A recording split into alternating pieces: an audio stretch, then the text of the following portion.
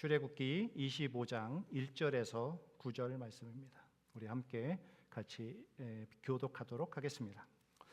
여호와께서 모세에게 말씀하여 이르시되 이스라엘 자손에게 명령하여 내게 예물을 가져오라 하고 기쁜 마음으로 내는 자가 내게 바치는 모든 것을 너희는 받을지니라.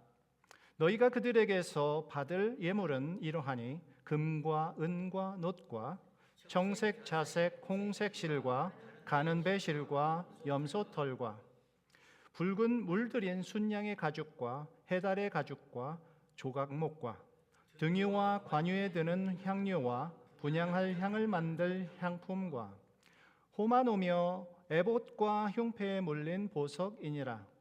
내가 그들 중에 거할 성소를 그들이 나를 위하여 짓되 같이 읽습니다. 물은 내가 내게 보이는 모양대로 장막을 짓고 기구들도 그 모양을 따라 지으지니라. 아멘. 이스라엘 백성들은 지금 애굽 땅에서 굉장히 고생을 많이 했었습니다. 그리고 그 애굽 땅, 고생했던 그 애굽 땅으로부터 모세를 지정을 해서 하나님께서 이스라엘 백성을 밖으로 끌어냅니다. 그것을 보고 우리는 출애굽 사건이라고 합니다. 이 출애굽 사건을 통해서 이제 이스라엘 사람들은 광야 40년의 세월을 보내게 될 텐데, 사실 그럴 계획이 이었는지 아니었는지 성경엔 기록하고 있지만 이스라엘 사람들의 불순종으로 인해서 결국에는 40년이라는 그 시간들을 광야에서 보내게 됩니다. 이 출애굽한 이 이스라엘 백성과 이 하나님과의 아주 특별한 언약식을 갖게 되는데, 그것을 우리는 시내산 언약이라고 부르고 있습니다. 이 시내산 언약은 바로 하나님이 모세를 통해서 시내산에서 이스라엘 백성들과 어떠한 관계를 맺을 것인가를 선포하고 있는 시기입니다. 특별한 예식이라고 볼 수 있습니다. 이 시내산 언약의 중요한 부분이 바로 구원받은 백성들이 어떻게 살아낼 것이냐라는 것들을 지금 말씀하고 있다라는 것입니다. 이 시내산 언약을 통해서 다시 이스라엘 사람들의 그 아이덴티티, 정체성을 확인하는 그 귀한 시간일 수도 있습니다. 이제 애굽에서의 삶이 아닌 새롭게 시작되는 그 새로운 삶을 위해서 하나님을 믿고 따르는 백성으로서 어떻게 살아갈 거냐라는 부분에서 아주 특별한 예식을 이 모세를 통해서 보여주고 있다라는 것입니다. 단순히 이것은 하나님의 소원이고 또 하나님의 희망사항이 아닙니다. 그냥 하나님께서 명령하셨다라고 기록하고 있는 것입니다. 오늘 본문의 1절과 2절 말씀을 보시기 바랍니다. 출애굽기 25장 1절 2절 말씀에는 여호와께서 모세에게 말씀하여 이르셨다라고 이야기합니다. 그리고는 뭐라고 합니까? 이스라엘 자손에게 명령하였다, 명령하라고 이야기를 합니다. 하나님은 모세를 통해서 그리고 이스라엘 백성들에게 명령을 하셨다는 것이 바로 이 시내산 언약의 중요한 첫 번째 부분일 수도 있습니다. 신에서 세우신 언약은 그런데 피로 세운 언약이다라고 기록하고 있습니다. 오늘 25장이 오기 전에 24장의 말씀에 이런 기록의 말씀이 있습니다. 출애굽기 24장 8절 말씀입니다. 제가 읽습니다. 모세가 그 피를 가지고 백성에게 뿌리며 이르되 이는 여호와께서 이 모든 말씀에 대하여 너희와 세우신 언약의 피니라. 할렐루야. 이 시내산 언약은 바로 이 피로 세워진 언약이다라고 우리가 이해하면 좋겠다라는 것이죠. 이 언약을 이행하지 않으면 우리의 생명을 내놓아야 될지도 모른다라는 아주 중요한 언약식이다라고 여러분들이 생각하시면 좋겠습니다. 이 언약을 이행하기 위해서 하나님께서는 이스라엘 백성들에게 특별한 것을 명령하십니다. 그 명령이 바로 성막을 세우라라는 것이었습니다. 이 성막을 세우라는 것은 그래서 아주 특별한 의미를 갖는데 19장 말씀으로 잠깐 돌아가 보도록 하겠습니다. 출애굽기 19장의 말씀에는 이런 말씀이 기록되어 있습니다. 이스라엘 백성을 선택하서 어떻게 얘기하냐면 너희는 모든 민족 중에 내 소유가 되었다라고 기록하고 있습니다. 뿐만 아니라 6절에 보시면 너희가 내게 대하여 제사장 나라가 되고 또 거룩한 백성이 된다라는 말씀을 하십니다. 그 말은 뭐냐면 출애굽한 이후에 왜 하나님께서 이스라엘 백성을 출애굽시켰냐면 제사장 나라가 되게 하기 위해서, 그리고 거룩한 백성으로 살아가게 하기 위해서 특별히 이스라엘 사람들을 세웠다. 그것을 위해서 특별한 언약식을 갖는데 그것이 바로 시내산 언약이라는 것입니다. 이 성막 그림을 한번 보시기 바랍니다. 바로 하나님은 이 성막을 통해서 내가 그곳에 함께 하심을 보여주고 싶었던 거예요. 내가 너희와 함께 한다라는 겁니다. 하나님의 임재가 임하는 곳이 바로 성막입니다. 그리고 하나님의 백성인 것을 확인하는 장소가 바로 이 성막이 되는 것입니다.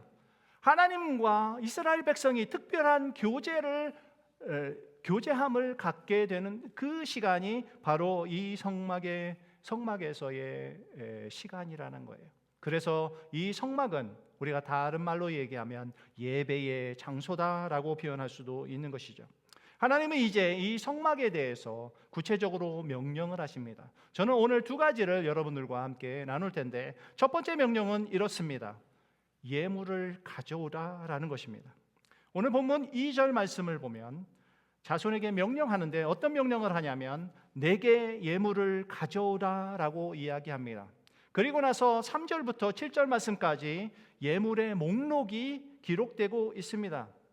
예물의 목록을 일부러 다 알을 필요는 없습니다. 그런데 잘 보시면 굉장히 다양한 모습으로 예물이 드려지고 있는 모습을 볼 수 있습니다. 금도 은도 있습니다. 굉장히 귀한 것이죠. 부자들이 드리는 것일 것입니다. 그런데 그렇지 않은 사람들에게는 또 어떻게 얘기합니까? 실 같은 거, 정색실, 홍색실, 그런 실을 내도 된다라는 거지요. 내가 가지고 있을 것들을 가져오라라고 이야기하는 것입니다. 예물을 가져오라고 할 때 사실은 우리는 거부 반응을 가끔 일으킬 때가 있습니다. 교회에 헌금을 하라고 할 때 사실은 거부 반응이 있을 수도 있습니다. 왜 그럴까요? 그건 내 거라고 생각을 하기 때문입니다. 사람들은 우리의 소유욕이 있습니다. 뭔가를 가지면 내놓을 줄을 모릅니다. 우리 이사하면서 많이 버리죠. 그런데 이사를 하기 전에 우리가 가지고 있는 공통적인 생각은 무엇이냐면 이 버리기 정말 아깝다라는 거예요. 네, 우리가 가지고 싶어서 많이 쌓아놓긴 하지만 내놓을 때는 정말 우리의 헌신과 결단이 필요하다는 것입니다. 사실 예물을 가져오라라고 할 때는 하나님께서 우리의 헌신과 결단을 요구하고 있다는 사실을 명심할 수 있기를 바랍니다. 하나님께서 오늘 예물을 가져오라고 했을 때 이 예물의 각양각색의 모습으로 있었던 것처럼 우리가 드릴 수 있는 그것을 가져오라고 하는 것입니다. 그런데 여기서 좀 중요한 것은 예물을 드릴 때에 예물을 왜 드려야 되는지를 알아야 됩니다. 예물은 지금 예물을 가져오라고 했을 때는 성막을 짓기 위해서, 성막을 만들기 위해서 이 예물을 가져오라는 거였습니다. 각종 예물들이 아마 다양한 모습으로 필요했을 것입니다. 금과 보석들도 필요했을 것이고 여러 가지 색깔의 실도 필요했고 짐승의 가죽들도, 나무들도 필요했습니다. 기름이나 향유 같은 것들도 필요했습니다. 그 각각의 재질과 재능이 다르게 하나님께 드려져야 된다는 것을 말씀하고 있습니다. 저는 이것을 어떻게 해석을 했냐면요, 우리들에게 각자에게 주신 특별한 재능과 은사가 있다라는 모습으로 저는 표현을 하고 싶었습니다.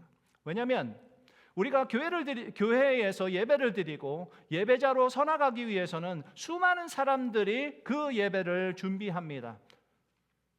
그리고 그 준비된 것들을 통해서 하나님을 영광스럽게 합니다. 우리에게 주어지신 수많은 재능들이 있을 것입니다. 어떤 분은 기도의 재능이 있을 것입니다. 어떤 분은 찬양의 재능이 있을 것입니다. 어떤 분은 말씀을 전하는 사람, 어떤 사람은 봉사하는 사람, 수많은 재능과 은사들을 하나님께 드림으로 그 교회가 온전히 서고 또 우리의 예배가 온전해지는 줄 믿습니다. 우리의 예배를 통해서 그리고 성막을 만드는 이 예물을 가져오라는 부분에서 예물을 드리는 사람의 자세가 아주 중요한데 오늘 성경 말씀에서는 이렇게 기록하고 있습니다. 2절 말씀 한번 보시겠습니다. 2절 말씀에 보면 내게 예물을 가져오라고 얘기하면서 어떤 말씀을 하시냐면 기쁜 마음으로 내는 자가 내게 바치는 모든 것을 너희는 받을지어다 라고 이야기합니다. 기쁜 마음으로, 그 말은 무슨 말이냐면 자발적으로 드리라라는 말로 해석이 됩니다. 기쁜 마음으로 드릴 수 있는 사람, 내게 자원하는 마음이 있는 사람들에게서 드리는 그 예물을 받으시겠다라는 이야기를 하고 있는 거죠. 그런데 사실은 이 자원하는 마음, 이 기뻐하는 마음은 하나님께서 주시는 마음인 줄 믿습니다. 자, 시편 51편 12절 말씀을 한번 보시기 바랍니다. 우리 한번 같이 읽어보도록 하겠습니다. 시작. 주의 구원의 즐거움을 내게 회복시켜 주시고 자원하는 심령을 주사 나를 붙드소서. 이 하나님의 일은 기쁜 마음으로, 자원하는 마음으로 행할 때 하나님께서 받으시는 줄 믿습니다. 절대로 억지로 하지 않기를 바랍니다. 사실은 제가 교회를 세우면서 절대로 이걸 해라 저거 해라 하지를 않습니다. 부탁은 하지만 부탁을 할 때 나는 아직은 아닙니다라고 했을 때 절대로 그것을 강하게 요구하지는 않습니다. 왜냐하면 하나님께서 주시는 그 기쁜 마음과 자원하는 마음이 있을 때에 그 교회가 건강한 교회가 될 수 있다고 저는 믿기 때문입니다. 사실 헌금도 우리 자발적으로 드리고 기쁜 마음으로 드릴 때에 그것을 하나님께서 받으신다고 믿습니다. 교회 형편이 어려울 것 같아, 그래서 억지로 드리는 것이 아니라 그 마음조차도 결국에는 하나님께서 주시는 마음이라고 저는 믿습니다. 광야 생활을 하는 이스라엘 사람들에게 필요한 것이 있는데 이들에게는 정말 어떤 마음이 있었을까라는 생각을 하게 됩니다. 이스라엘 사람들은 과연 우리처럼 자원하는 마음이 있을까라는 것입니다. 출애굽기 36장에 보면 그 한참 예물을 드리는 그 사람들의 모습을 보여주고 있습니다. 3절의 말씀에 보면 백성이 아침마다 자원하는 예물을 연하여 가져왔다라고 기록하고 있습니다. 7절 말씀에 보니까 있는 재료가 모든 일을 하기에 넉넉하여 남음이 있었더라. 심지어는 더 남으면 안 되잖아요. 그래서 더 이상 가져오지 마라고 하는 것이 이 모세의 나중의 모습입니다. 더 이상 안 가져와도 될 정도로 충분한 예물이 쌓였던 사실을 보게 됩니다. 이스라엘 사람들은 그렇게 예물을 드렸던 것입니다. 오늘 모인 우리의 성도들, 우리 지금 이 예배를 드리기 위해서 이 자리에 앉아 있는 모든 분들, 자발적인 심령으로 이 자리에 앉아 있는 줄 믿습니다. 늘 기도하고 기쁜 마음으로 이 자리에 서 있는 줄 믿습니다. 그것이 바로 우리 러버비전 교회의 모습이 될 줄 믿습니다. 성막을 가져오는 첫 번째 명령이 무엇이었습니까? 예물을 가져오라라는 거였습니다. 두 번째의 명령은 이렇습니다. 8절 말씀을 한번 같이 보도록 하겠습니다. 8절 말씀에 보면 내가 그들 중에 거할 성소를 그들이 나를 위하여 지으라라고 이야기하였습니다. 이게 뭐냐면 하나님을 위하여 지으라라는 거예요. 우리의 예배가 하나님을 위한 것이 되어야 됩니다. 물론 하나님의 말씀을 통해서 우리는 평안함을 얻고 하나님의 뜻을 발견하지만 결국에 우리의 예배의 초점은 바로 하나님을 위한 것이 되어야 된다는 것이에요. 하나님의 중심의 삶, 그것을 하나님께서 명령하고 있는 것입니다. 여러분들 성막의 위치의 그림을 한번 잠깐 보실 수 있기를 바랍니다. 이 성막은 이 12지파의 한가운데에 있습니다. 동쪽으로, 서쪽으로, 남쪽으로, 북쪽으로 세 지파씩 나누어져 있고 그 동쪽에 있는 그 모세의 장막과 아론과 훌 제사장의 이 장막이 있습니다. 이 성막이 한가운데 있다라는 것은 무슨 말씀일까요? 하나님의 중심의 삶을 살아라라고 하는 명령이라는 거예요. 하나님이 우리의 삶의 한가운데서 지금 역사하시고 임재하시겠다라는 말씀입니다. 이 성막 예배를 통해서 우리는 하나님의 뜻을 발견하게 됩니다. 하나님을 위해서 만들라라고 하는 부분에서 바로 하나님의 뜻을 발견하는데 그게 뭐냐면 함께 하시는 하나님이라는 거예요. 출애굽기 25장 8절 말씀 초반부에 보면 내가 그들 중에 거할 성소라고 표현하고 있습니다. 하나님께서 그들 중에, 이스라엘 중에 거하기 위한 성소, 하나님께서 함께 하시겠다고 지금 이야기합니다. 사람들은 생각합니다. 하나님은 크신 하나님, 엄청나신 하나님, 그렇기 때문에 감히 나하고 함께 할 수 없는 하나님, 이 죄인과 함께 할 수 없는 하나님이라고 이야기하지만, 그렇게 생각하지만 하나님께서는 그 죄인들과 함께 하기를 원하셔서 이 땅에 오셨고, 이 땅에 그 사랑을 보여주셨고, 그러므로 우리는 그 하나님께서 우리와 함께 하심을 우리는 날마다 경험하게 되는 것입니다. 그래서 태초부터 하나님은 우리와 함께 하셨다라는 부분으로 설명할 수 있는데, 특별히 예수님의 별명이 무엇인지 아십니까? 예수님의 별명 중에 하나가 이게 있습니다. 임마누엘. 임마누엘이라는 말은 바로 하나님이 우리와 함께 하신다라는 뜻입니다. 또 예수님께서 이 땅을 떠나시면서 약속하신 말씀이 있습니다. 마태복음 28장 20절 말씀에 보면, 볼지어다 내가 세상 끝날까지 너희와 항상 함께 있으리라. 할렐루야. 그것이 하나님의 약속이라는 거예요. 하나님은 늘 함께 하시기를 원하셨고 또 함께 하십니다. 지금 우리의 예배 중에도 하나님께서 함께 하시는 줄 믿습니다. 기쁜 마음으로 드리고 자원하는 마음으로 드리는 그 사람들의 그 마음을 받아주시며 우리의 예배를 흠향하고 있다라고 믿습니다. 성막에는 그래서 두 가지 입장이 있습니다. 하나님의 입장이 있고요, 그리고 이스라엘 백성의 입장, 우리들의 입장이 있을 것입니다. 하나님의 입장에서는 이 성막이 하나님의 임재의 장소입니다. 그런데 언약의 백성, 이 이스라엘 백성 우리들의 입장에서는 무엇일까요?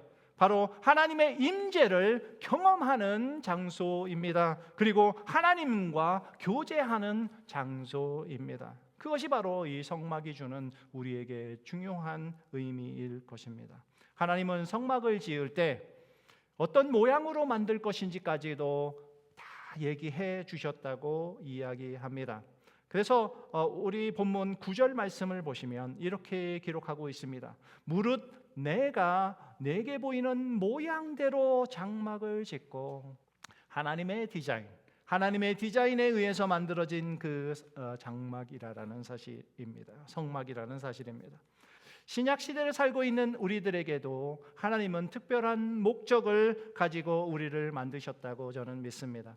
하나님이 원하시는 처소가 되게 하기 위해서 각각의 사람들 그 모양대로 하나님께서 새롭게 만드셨다라고 저는 믿습니다. 그 사람들이 함께 모여서 이루어진 것이 바로 교회입니다. 그리고 그 교회들에 있는 그 성도들이 바로 그 성막에 있는 모든 모양들이라고 저는 믿습니다.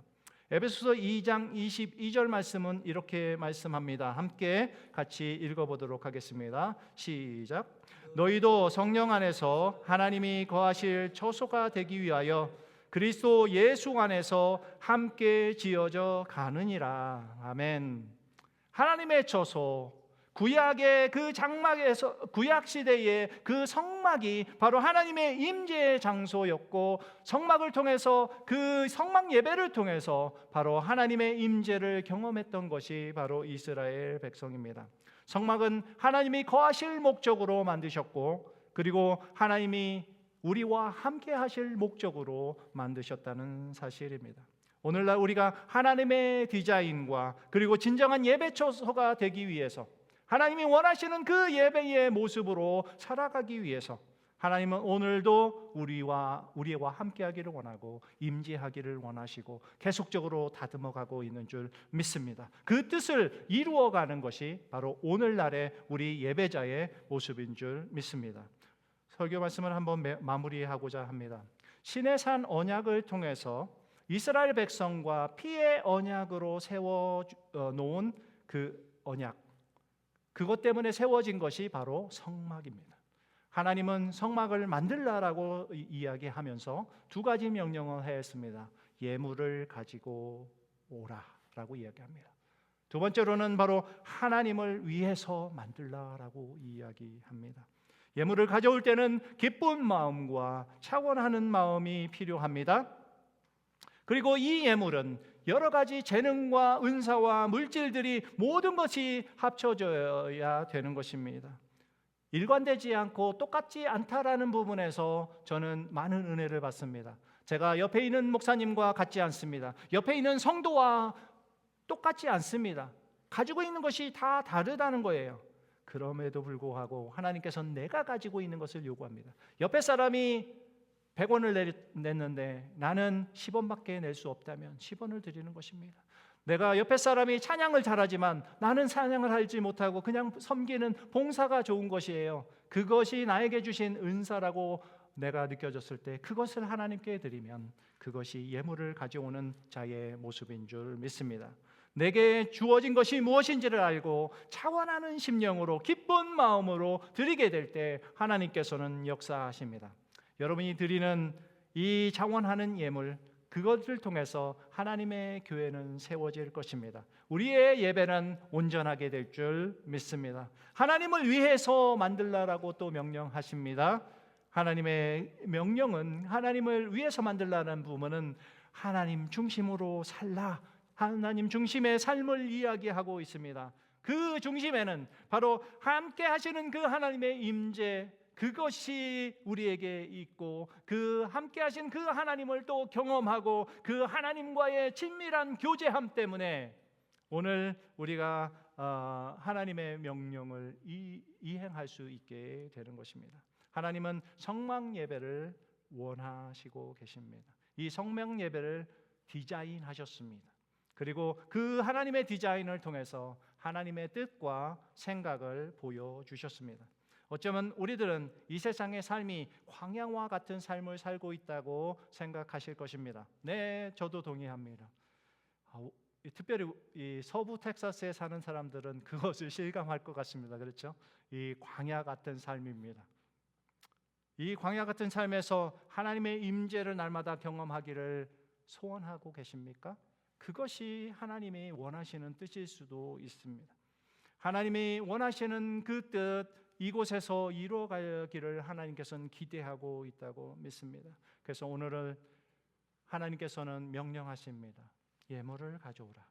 그리고 하나님을 위해 그 성막을 지으라라고 명령하십니다. 그 명령 앞에 함께 결단하는 저와 여러분이 되기를 주의 이름으로 축복합니다. 아멘.